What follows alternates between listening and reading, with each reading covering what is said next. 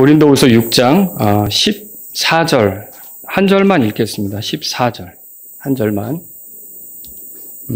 한 목소리로 같이 읽겠습니다. 읽습니다.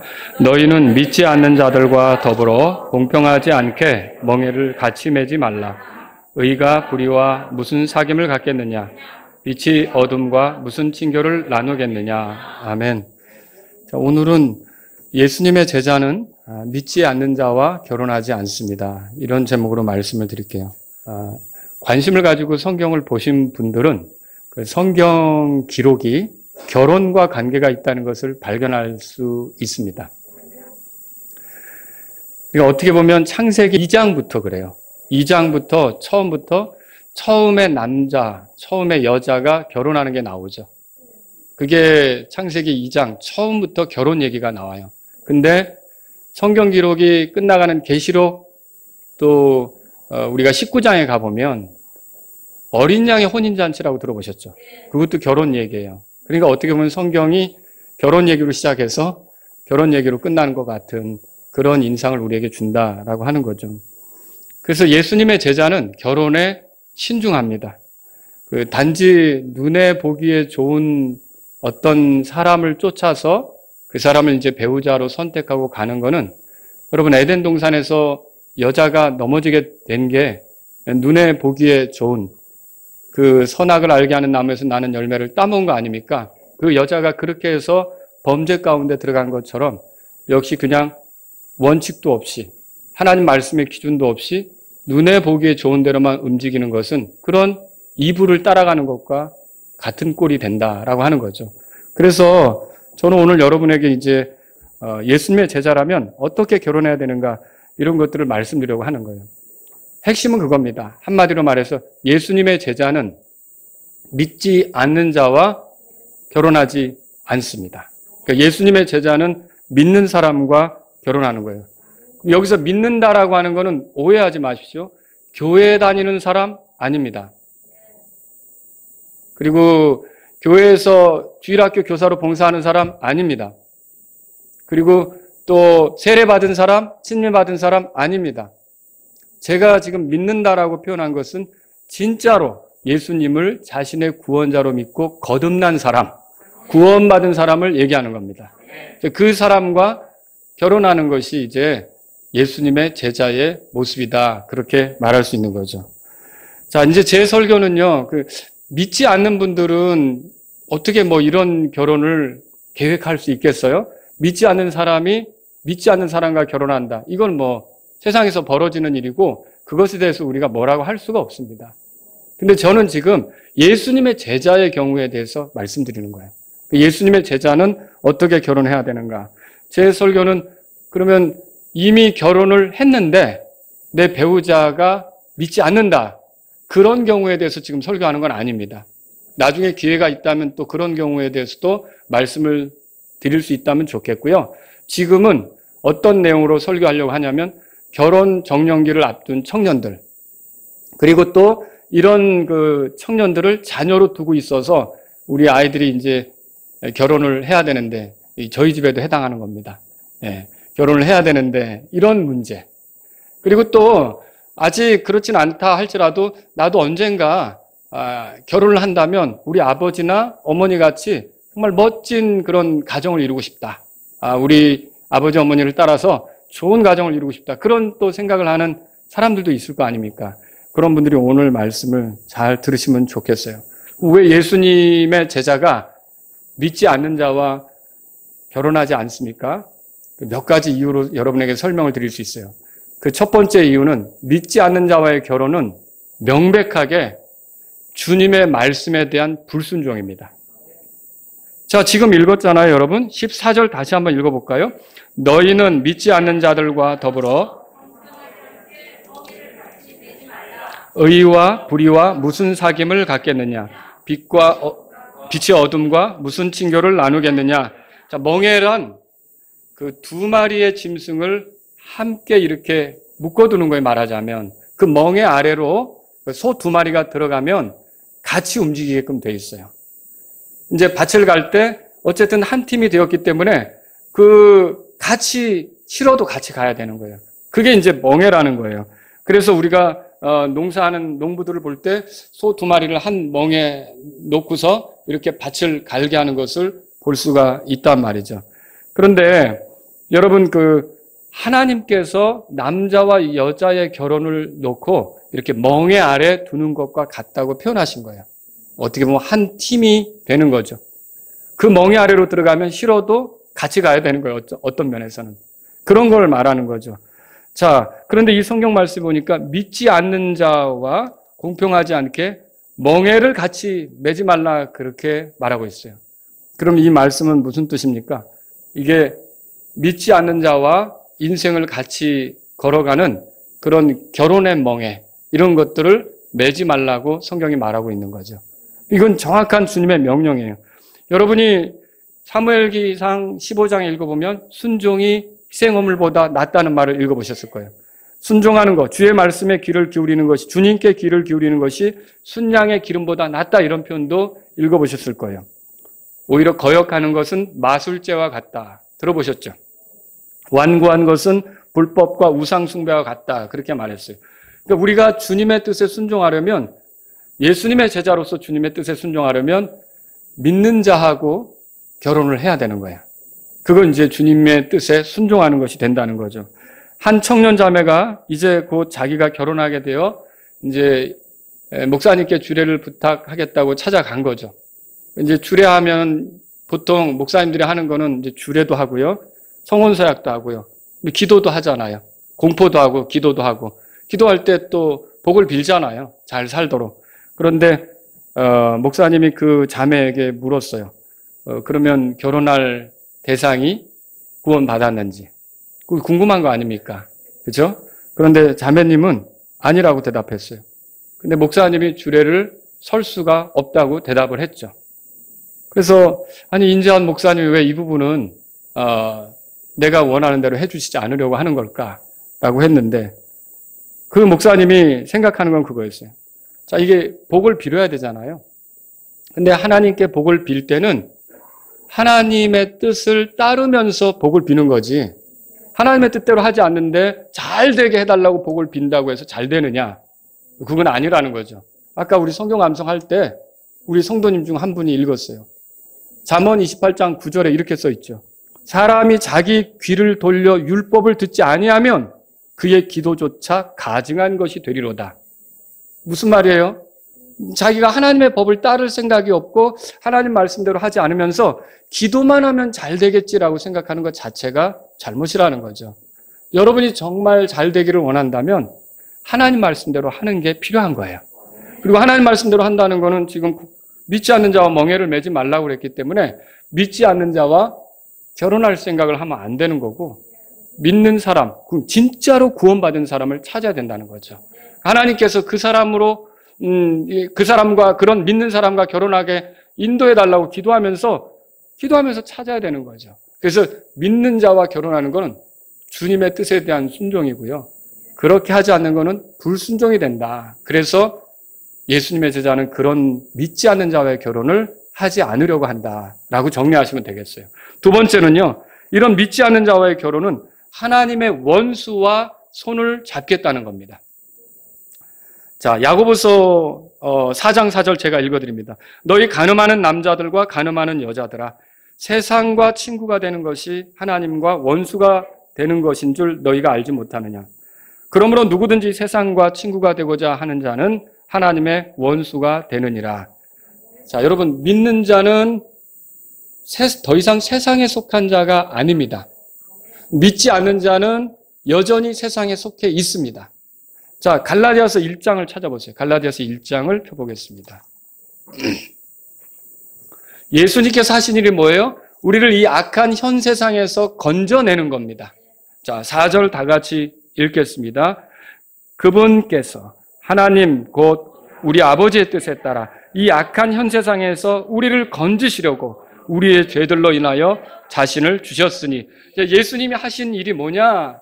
이 성경이 말하는데 악한 현 세상에서 우리를 건져내셨다는 거예요. 그러면 예수님을 통해 건진받은 사람은 세상에 속한 사람입니까? 하나님의 왕국에 속한 사람입니까? 하나님의 왕국에 속한 사람이죠. 자, 그런데 구원받은 우리가 이렇게 세상으로부터 건져진 건데 아직 세상으로부터 건져지지 못한 그 사람을 내가 배우자로 만나 그 사람을 위해 살겠다. 그 사람을 돕겠다. 이렇게 하는 것은 냉철하게 따져보면 하나님께서 나를 거기서 건져 주었는데 다시 그쪽의 사람을 위해서 살겠다는 것과 같은 거예요. 그러면 그건 뭐와 같습니까? 하나님이 나를 세상으로부터 건져 주신 것을 조롱하는 꼴이 되고 평생 하나님 반대편에 선 사람을 도와주겠다고 하는 것과 같다는 거죠. 세상과 친구가 되면 하나님과 원수가 된다는데 아직 세상에 속한 그 사람하고 친구가 아니라 이건 완전히 동반자가 되겠다고 하는 거니까 스스로 하나님의 원수 편에 서서 이적 행위를 하려고 하는 것과 같다는 거죠. 그래서 예수님의 제자는 이런 결혼을 할 수가 없다는 거죠. 엄밀히 말하면 믿지 않는 자는 여전히 하나님의 원수입니다. 하나님의 원수예요. 이게 믿지 않는 분들이 들을 때 기분 나쁠 수도 있어요. 그런데 저도 과거에 구원받기 전에 하나님의 원수였어요. 여러분도 맞습니까? 구원받기 전에 어떻게 처음부터 하나님하고 막 친했습니까? 우리 하나님하고 원수였다고요. 근데 이 원수지간이 어떻게 해서 해결이 되어서 지금은 하나님하고 가깝게 된 겁니까? 하나님이 보내신 예수님이 하나님과 우리 사이에서 화해 헌물이 된 거예요. 내가 예수님을 믿으면 예수님은 하나님이 보내신 건데 예수님이 중간에서 하나님과 나를 화해시키는 거죠. 그럼 내가 더 이상 이제는 예수님을 통해서 하나님과 원수지간이 아니에요. 여러분도 원수지간이 아니죠? 근데 세상에 있는 사람은 여전히 하나님과 원수잖아요. 그런데 원수지간이 아닌 내가 하나님하고 화해된 내가 하나님과 원수인 자를 돕겠다. 그를 위해 살겠다. 그에게 격려가 되겠다. 그는 어떤 식으로 살 건데요? 하나님을 영화롭게 할 계획이 있을까요? 하나님께 영광을 돌리며 살 계획이 있을까요? 세상에서 자기를 위해 사는 거죠. 그걸 돕겠다고 하는 거니까 예수님의 제자는 이제 그런 결혼을 하려고 하지 않는다는 거죠. 그러면 저한테 여러분들이 목사님, 그래도 그리스도인이 이렇게 믿지 않는 자와 결혼하는 게 그렇게 뭐가 그렇게 잘못입니까? 우리가 이제 교제도 할 수 있고 결혼도 할 수 있지 않습니까? 자, 한 나이 많은 성도가 어떤 청년 자매가 불신자와 교제 중이라는 것을, 그것도 결혼을 전제로 해서 교제 중이라는 것을 전해 듣게 됐어요. 근데 이 나이 많은 성도가 그 청년 자매를 되게 아끼는 거예요. 정말 앞으로 주님을 위해서 멋지게 인생을 살아갈 건데 아끼는 거예요. 그러니까 가만히 있을 수가 없었죠. 그래서 그 젊은 청년 자매와 시간을 갖게 됐어요. 그래서 내가 이런 말을 들었는데 이게 사실이냐라고 했더니 그 청년 자매가 그런 사실을 인정했어요. 그런데 이때 이 나이가 지긋하신 노성도가 청년 자매에게 해준 얘기가 있어요. 이 점을 명심하십시오. 만약 우리 자매가 그 남자와 결혼한다면 자매는 평생 동안 마귀 자식과 합류하게 되는 것입니다. 그러므로 자매는 사탄을 시아버지로 섬기며 남은 생애를 보내게 될 것입니다. 사탄을 뭘로 섬기게 된다고요? 여러분 고부간의 갈등 우리 뭐 그런 무섭다 얘기하잖아요. 근데 시어머니가 뭐 좀 삐딱하다 문제가 있다 이거보다 더 무서운 게요. 시아버지로 사탄을 두는 거예요. 이건 정말 무서운 거죠. 그의 결혼 생활이 어렵게 될 거다. 꼬이게 될 거다. 이게 뭐 이제 불을 보듯 뻔한 그런 거다라고 말할 수 있는 거죠. 여러분 세상에는 하나님의 자녀들과 마귀의 자녀들이 따로 있다는 것을 아시죠? 요한일서 3장 10절에 그렇게 써 있잖아요. 굳이 마귀의 자녀들 중에서 내 배우자를 선택할 필요가 뭐냐는 거죠. 그래서 사탄을 시아버지로 두고 이렇게 할 필요가 뭐냐는 것이죠. 여러분 그래서 예수님의 제자들은요 이렇게 믿는 자하고 결혼하려고 하지 믿지 않는 자하고 결혼하려고 하지는 않는다는 겁니다. 또 세 번째로요 이런 믿지 않는 자와의 결혼은 하나님의 진노의 대상에게 내 삶을 거는 것과 같은 거예요. 자, 로마서 2장을 보겠습니다. 로마서 2장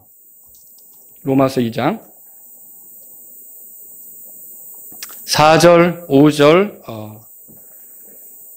자, 우리가 어딘가에 투자를 할 때에도 이 회사가 내가 여기에 투자하면 잘 될 거다. 그리고 이 회사도 돈 벌고 투자한 나도 돈을 벌 거다. 그러면 투자할 만 나죠. 근데 내가 여기에 투자해도 이 회사는 얼마 안 가서 꼬꾸라질 거다. 파산할 거다. 문 닫을 거다. 그럼 여러분 투자합니까? 안 합니까? 그게 그림이 보이는데 왜 그걸 투자하냐는 거죠. 그거는 엄청난 손실을 입게 되는 건데. 자, 로마서 2장 4절 5절 같이 읽겠습니다. 혹은 하나님의 선하심이 너를 인도하여 회개하게 함을 알지 못한 채 내가 그분의 선하심과 간대하심과 오래 참으심의 풍성함을 멸시하느냐.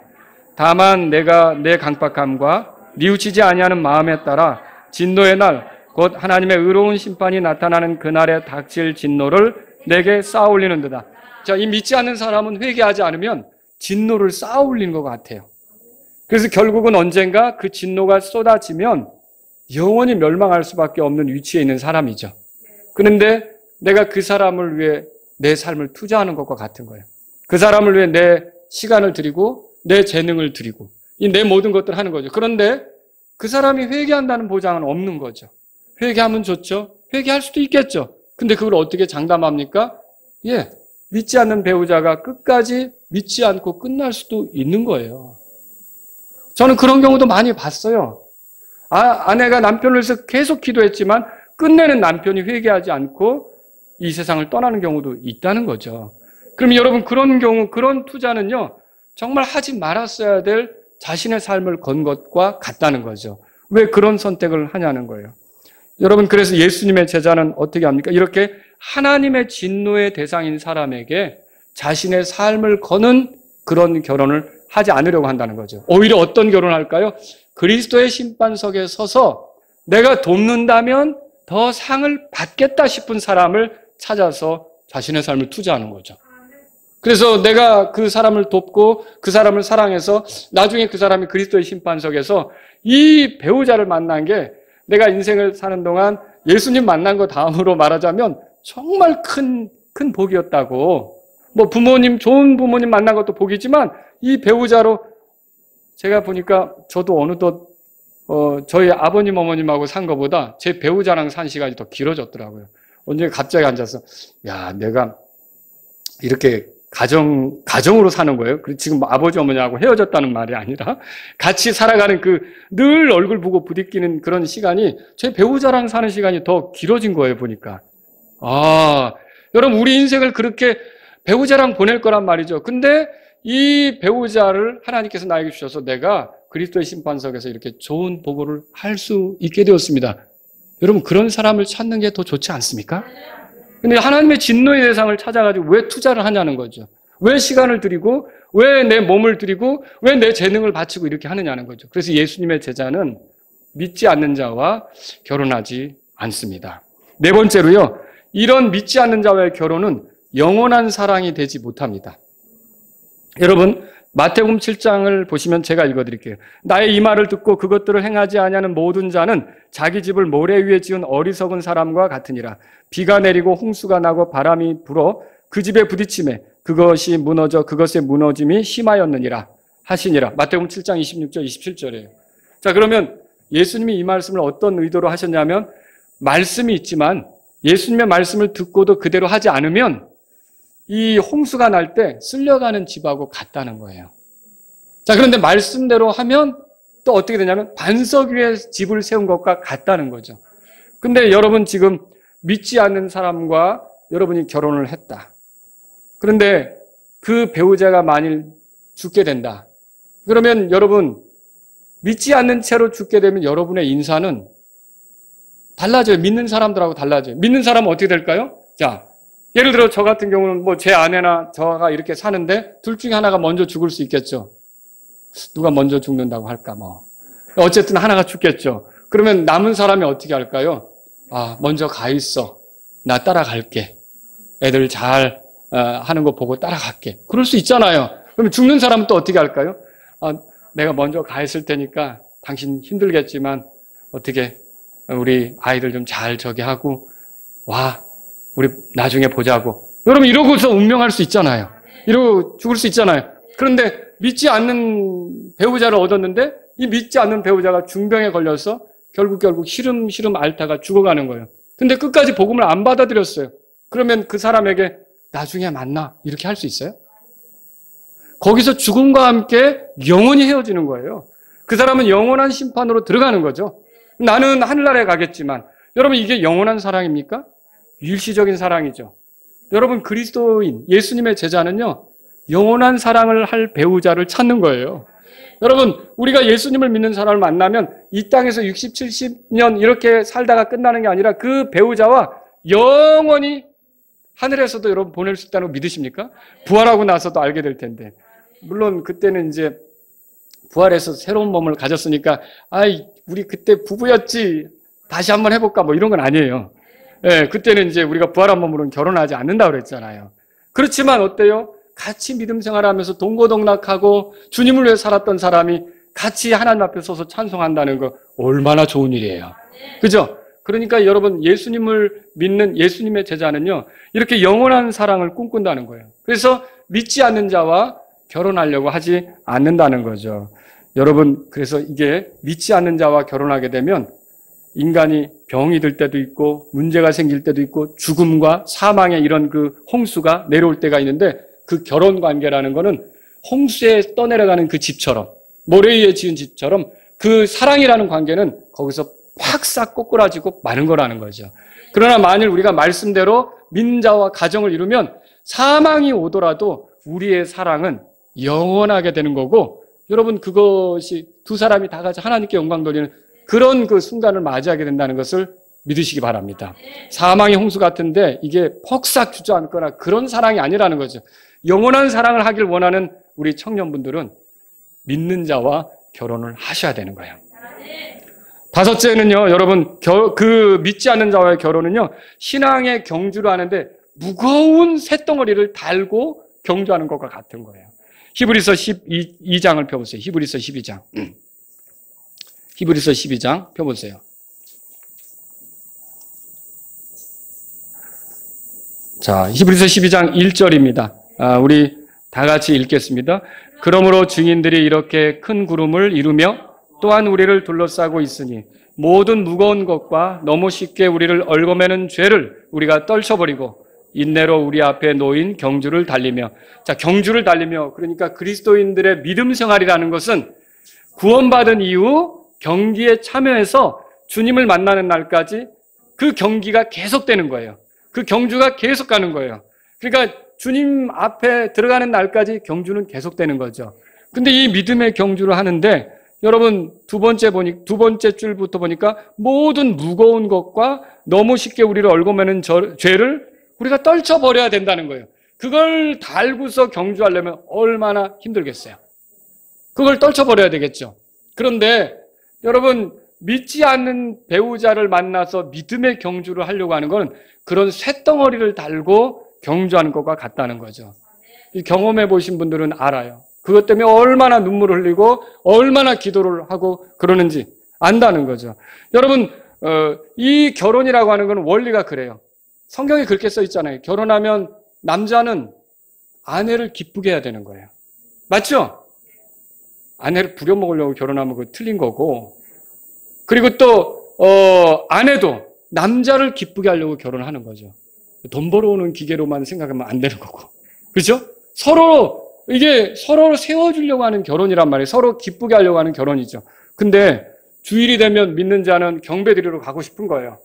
근데 믿지 않는 배우자는 그러는 거죠. 오늘만 집에 있어줘. 여기서 이제 갈등이 시작되죠. 갈등이 시작되는 거예요. 근데 만약 믿는 자하고 결혼했다면 그런 고민할 필요 있어요? 아니 당연히 일어나서 막 남편도 어떻게 할까요? 막 바르고 뭐 깨끗한 와이셔츠 입고 예배 드리러 간다고 준비할 거고, 아내도 뭐 막 그 두드리고 뭐 이렇게 하면서 이쁘게 보이고 막 예배 드리러 가려고 할 거고. 그런데 한 사람은 예배 드리러 가려고 하는데 한 사람은 아직도 이불 속에서 오늘만 집에 있으라니까. 여러분 그거 어떻게 되겠어요? 거기다가 더군다나 흥정이 들어올 수 있어요. 소위 줄다리기예요. 뭐냐면 이번 한 주 나랑 낚시 가면 다음 주에 내가 교회 따라가 줄게. 이런 제안들이 들어오면서 점차로 거기에 타협하게 되면 어떤 일이 벌어질까요? 믿는 자가, 이게 희한한 게 믿지 않는 자가 영적으로 되는 것보다 믿는 자가 세속화되는 게 더 빨라요.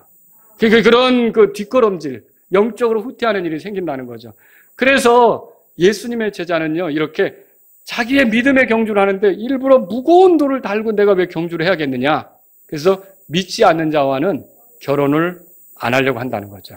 여러분, 여섯 번째로요. 이런 믿지 않는 자와의 결혼은 주님과 교회와의 관계를 보여주는 모형이 되지 않기 때문에, 여러분 그 에베소 5장을 펴보세요. 여기 중요한 말씀이 있어요. 예수님과 교회와의 관계, 그리고 남편과 아내와의 관계를 이렇게 설명하고 있죠. 에베소 5장을 펴보세요.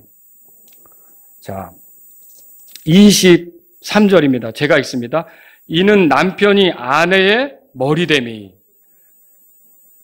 그리스도께서 교회의 머리 되심과 같기 때문이라. 그분은 그 몸의 구원자시니라. 자, 몸은 교회죠. 그리스도는 교회의 구원자시죠. 우리가 다 교회잖아요. 우리가 누가 우리를 구원했어요? 예수님이 우리를 구원했죠. 24절 보세요. 여러분 읽겠습니다. 그러므로 교회가 그리스도께 복종하듯 아내들도 모든 일에서 자기 남편에게 복종할지니라. 자, 교회는 그리스도께 복종하는 위치예요. 그런 것처럼 성경이 뭘 가르칩니까? 모든 아내들이요, 자기 남편에게 복종하라, 이런 것들을 가르치죠. 또 25절 보세요. 다 같이 읽겠습니다. 남편들아, 너희 아내 사랑하기를 그리스도께서 교회를 사랑하사 교회를 위하여 자신을 주신 것 같이 하라. 이번에는 남편들에게 얘기하죠. 그리스도께서 교회를 사랑하셔서 교회를 위해 자기 자신을 주셨대요. 이게 어떻게 표현된 거죠? 십자가에서 표현된 거 아니에요? 처참하게 찍힌 거 아니에요? 얼마나 그 큰 고통을 당하시면서 우리를 구원하시려고 했던 겁니까? 그러니까 여기서 교회를 위하여 자신을 주셨다는 것은 교회를 사랑해서 자기를 희생시켰다는 건데, 남편들에게 이런 식으로 아내를 사랑하라고 요구하는 거죠. 남편들아, 예수님이 교회를 얻기 위해서 십자가에서 자기를 찢으신 것처럼, 자기를 희생시킨 것처럼 너희도 그런 식으로 아내를 좀 사랑해라. 이렇게 말하는 거죠. 근데 믿지 않는 사람들은 이런 걸 알아요? 몰라요? 모르죠. 여러분, 인생을 살아가다 보면 분명히 문제가 생겨요.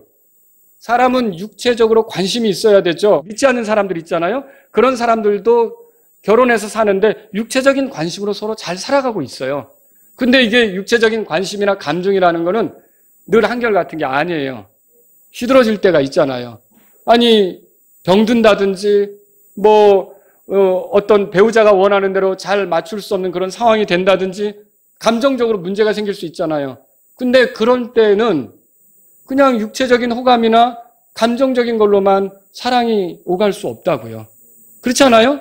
근데 그때에 이 아내가 교회가 그리스도께 복종하듯 그렇게 해야 된다는 걸 안다면 상황이 어떻든 변함없이 자기 남편에게 잘하지 않겠습니까?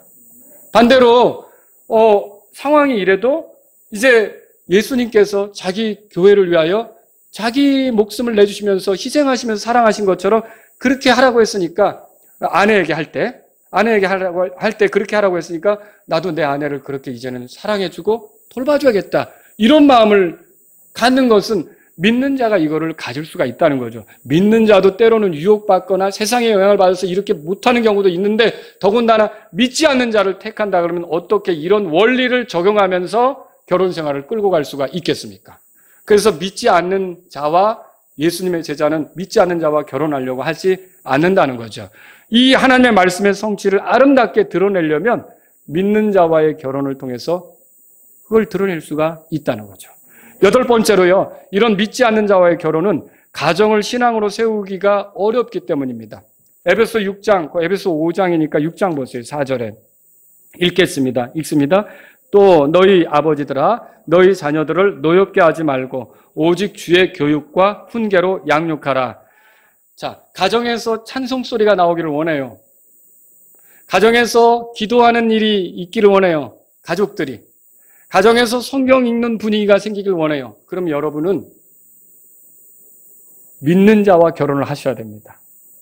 근데 내가 찬송을 좀 부르려면 듣기 싫다고 텔레비전 볼륨 있잖아요. 툭툭툭툭 누르더니 막 볼륨이 올라가게 하고, 내가 좀 기도를 하려고 하면 예배당 가서 기도하라 그러고, 내가 좀 성경 읽으려면 집에 와서는 그거 덮어놓으시라고, 직장에서 읽든지 하시고, 이렇게 하고. 여러분, 이렇게 하면 우리가 어떻게 영적인 그런 것을 가정 안에서 펼칠 수 있겠어요? 또 더군다나 자녀들을, 여러분이 결혼해서 자녀들을 믿음으로 양육하기를 원하십니까?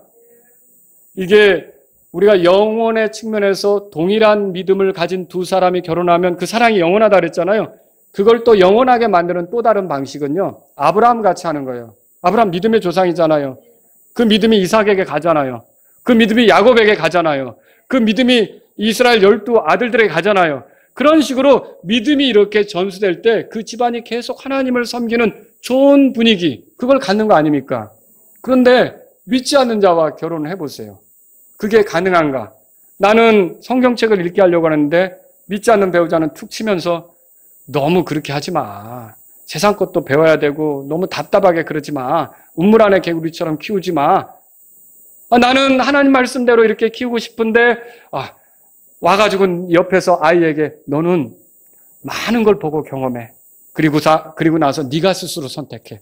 네 인생의 주인은 너야. 라고 자꾸 얘기하고. 너는 하나님의 영광을 위해 있는 거야. 하나님의 기쁨을 위해 있는 거야. 그게 창조 목적이야. 하나님이 너를 그래서 지은 거야. 라고 얘기하는데 자꾸 네 인생의 주인은 너란 말이야. 네가 마음에 원하는 대로 해.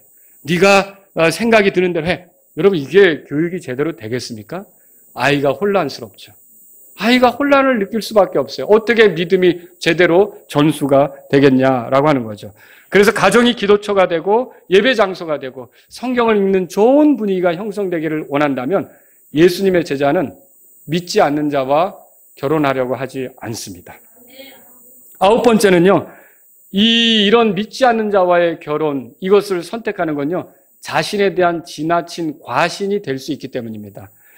이 성경에 이렇게 돼 있어요. 내 마음을 다하여 주를 신뢰하고 내 자신의 명철을 의지하지 말지어다. 내 모든 길에서 그분을 인정하라. 그리하면 그분께서 내 행로도를 지도하시리라. 내 눈에 지혜롭게 되지 말지어다. 주를 두려워하며 악을 떠날지어다. 잠언 3장 5절에서 7절이었어요. 근데 여러분 보세요. 어떤 청년 자매가 목사님께 찾아와서 자기가 결혼할 대상에 대해서 얘기했어요. 근데 믿지 않는 자라는 거예요. 그러니까 목사님은 너무 안타까운 거죠. 그런데 목사님께 그런 거예요. 걱정하지 마세요. 제가 선교사의 심정으로 이 믿지 않는 자를 주님께로 이끌겠습니다.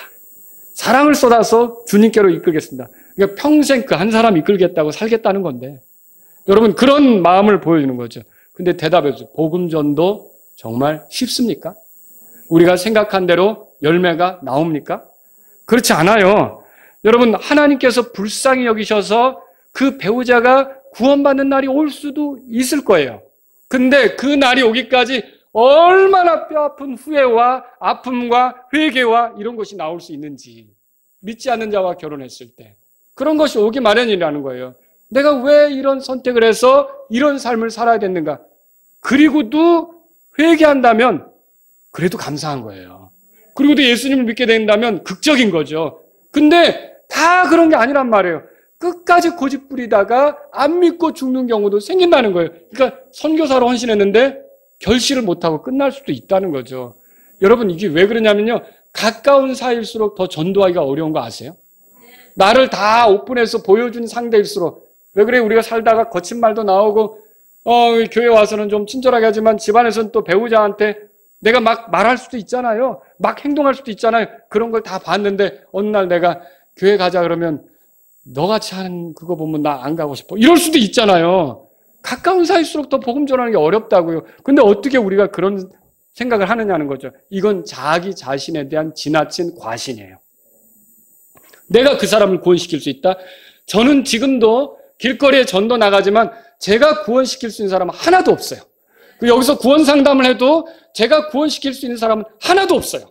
제가 설교를 해도 제가 구원시킬 수 있는 사람은 하나도 없어요. 구원시키는 일은 하나님이 하세요. 저는 도구일 뿐이라는 거죠. 근데 자기가 구원시킬 수 있는 것처럼 착각한다는 것은 이건 큰 문제죠. 여러분, 그래서 예수님을 믿는 예수님의 제자는 이렇게 믿지 않는 자와 결혼하려고 하지 않는다는 거예요. 왜냐하면 이게 불투명하거든요. 이게 불확실하거든요. 확실히 어느 날 예수님을 믿는다는 게 보장이 안 돼 있는 거거든요. 왜 그런데 내 삶을 드리냐라고 하는 거죠. 여러분, 10번째로 말씀드릴게요. 이런 믿지 않는 자와의 결혼은요, 큰 섬김의 기회를 잃어버려요. 성경을 찾아보세요. 사도행전 18장입니다. 사도행전 18장. 사도행전 18장. 제가 10가지나 지금 이유를 댄 거예요. 여러분이 믿지 않는 자와의 결혼을 막으려고 제가 오늘 작정했습니다. 제발 믿는 사람과 결혼해서 아름다운 가정을 세우시기를 바라면서, 사도행전 18장 26절에 보면은 아름다운 부부가 나와요. 자, 여러분 아볼로라고 하는 사람 아시죠? 유대인, 요한의 침례만 알았던 걸로 보여지고요. 성경을 잘 가르쳐요. 근데 2% 정도 부족한 게 있어요. 근데 진짜 그게 중요한 거예요. 그게 진짜로 중요한 거예요. 예수님에 대한 암. 구약부터 성경, 율법 모든 걸 다 꿰뚫고 있는데 예수님에 대한 알미 부족한 거죠. 근데 나중에 이 사람이 깨닫고 고린도 교회로 건너가서 가르치게 되는데 고린도에서 굉장한 스승 3명이 나타나죠. 바울, 게바, 아볼로예요. 근데 이 아볼로가 이렇게 되도록 만든 게 목회자 부부가 아니었어요. 일반 성도 부부였어요. 어떤 부부냐는 거 26절 읽겠습니다. 그가 회당에서 담대히 말하기 시작하거늘 아굴라와 브리스길라가 그의 말을 듣고 그를 데리고 와서 그에게 하나님의 길을 더욱 완전하게 설명해 주니라. 이렇게 완전하게 설명을 받은 아볼로가 확신에 차서 예수님을 믿게 됐고 고린도로 건너가서 이제 가르침을 했던 거거든요. 근데 이 아볼로를 도와주었던 부부가 아굴라와 브리스길라 부부라는 거죠. 아굴라와 브리스길라. 이 사람들은 원래 텐트를 만드는 사람들이었고 바울이 사역하는 동안 같이 하면서 바울도 같이 텐트를 만들기도 했었죠. 그리고 에베소로 건너갈 때 바울을 따라 같이 움직였던 사람이기도 하고요.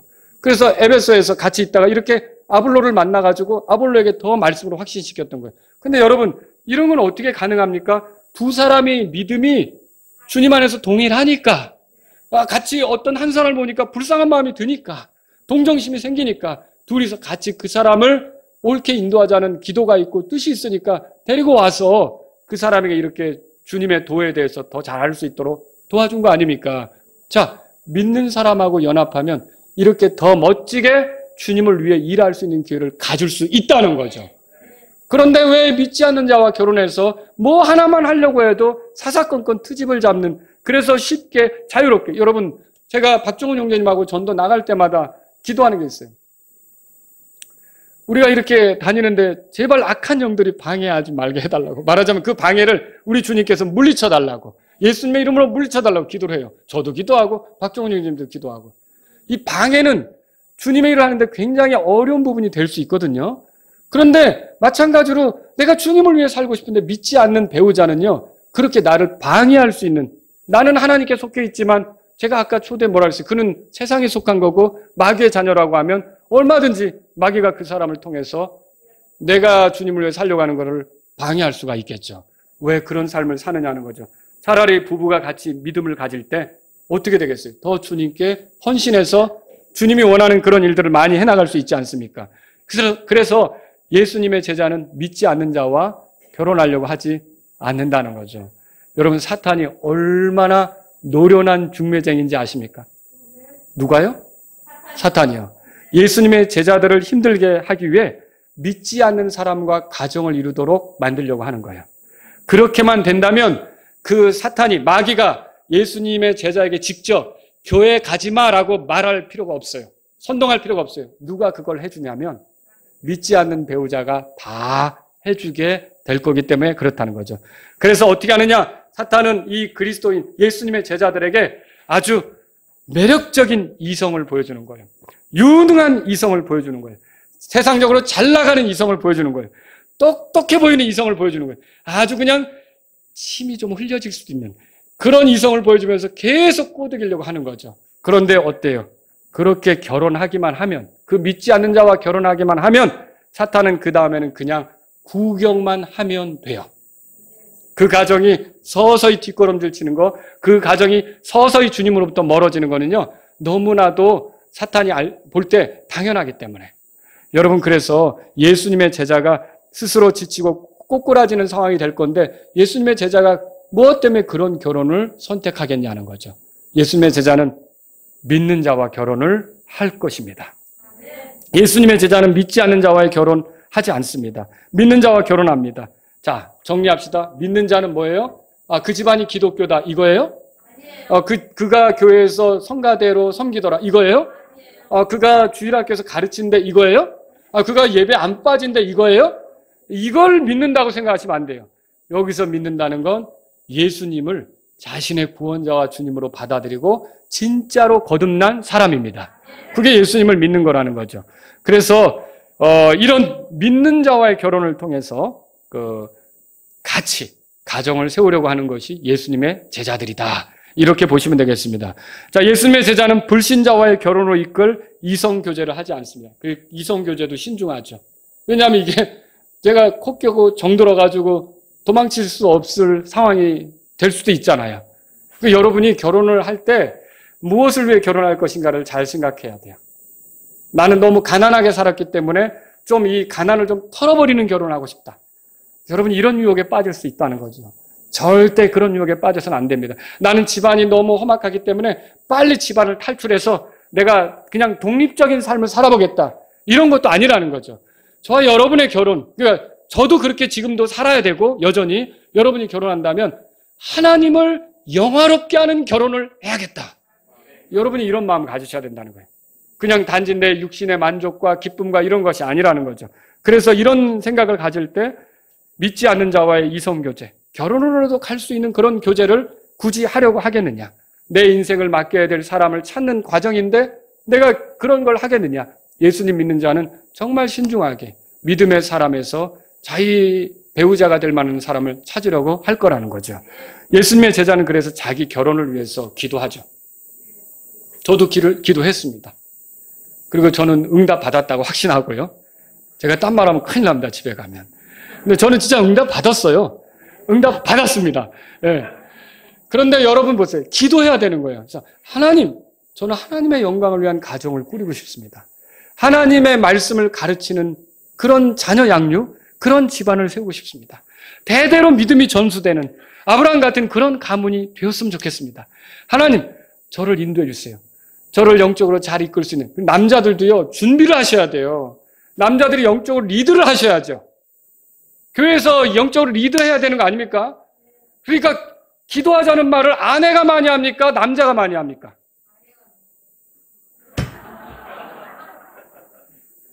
기도하자는 말을 남자가 더 많이 해야죠. 에? 아니, 남자가 가장 아닙니까? 여러분, 아브라함의 집안에 제사 다니면서 다녔잖아요. 사라가 제사 드렸어요. 아브라함이 그걸 진행했어요. 아브라함이 했죠. 그런데 남편이 팔짱 놓고 있으면 아내가 답답한 거죠. 그러니까 아내가 하긴 해야 되잖아요. 근데 모양새가 이상하잖아요. 그러니까 남자들이, 제가 지금 청년들에게 하는 말이에요. 또 아니 결혼하고서도 우리 집 얘기네 그러면 고칠 수도 있어요. 그런데 이게 청년들이 무슨 준비를 하냐면 영적으로 내 아내를 이끌고 내 자녀들을 이끌려고 하는 준비를 하셔야 되는 거예요. 그냥 어디 가면은 핸섬한 멋진 여자 나타나잖아요. 이거가 아니라 내가 영적으로 어떻게 자녀들을 이끌 것인가, 어떻게 내 아내를 이끌 것인가. 이게 집안이 영적으로 서느냐는, 그래서 왜 예수님이 남편을 존경하라고 그랬습니까? 복종하라고 그랬습니까? 남편이 리더십을 발휘해야 되니까 그런 거 아닙니까? 그러니까 남편이 더 영적으로 깨어 있어야 되는 거예요. 그래서 뭔가 아내가 어려우면 말씀으로도 위로해 줄 줄 알고, 그렇잖아요? 아내가 힘들어하는 것 같으면 여보 이리 와봐 그러고 있지 말고 같이 기도하지. 기도해 주기도 하고. 아니 자녀들이 와서 아버지 제가 지금 이런 고민이 있는데, 야 그러면 성경에 이런 게 있더라. 이런 경우는 이렇게 하는 게 맞지 않냐? 하나님 말씀 이러니까 이렇게 들려줄 수 있어야 되는 거 아닙니까? 여러분이 정말 남자들은요, 가정을 세우려고 한다면 영적 리더십을 회복하셔야 돼요. 정말 회복하셔야 돼요. 그래야 집안이 사는 거예요. 끌려가는 그런 그 리더십이 아니라, 어떻게 보면 아내가 뭐 다 하네, 다 해. 아주 혼자 다 하네.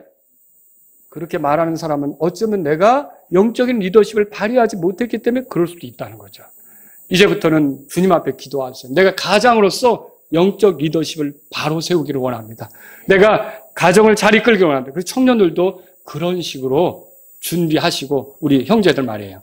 그리고 자매들도 마찬가지. 자매들도 남편이 영적으로 가려고 하면 힘껏 도와주려고 하는, 그리고 좀 잘못 생각하면 조력자로서 조언해 주려고 하는, 그래서 옳게 판단하게 갈 수 있도록 하는 그런 자매들이 되는 게 필요하다는 거죠. 그래서 저와 여러분들이 이런 가정의 문제를 가볍게 생각하지 않았으면 좋겠어요. 우리 청년들은 다 믿는 자와 결혼하는 여러분들이 될 수 있기를 바랍니다. 그리고 여러분들이 자녀들을 위해 기도할 때도 믿는 사람을 만나 가정을 이루게 해달라고 계속 하나님께 기도하시길 바랍니다. 우리 다 같이 일어서시겠습니다.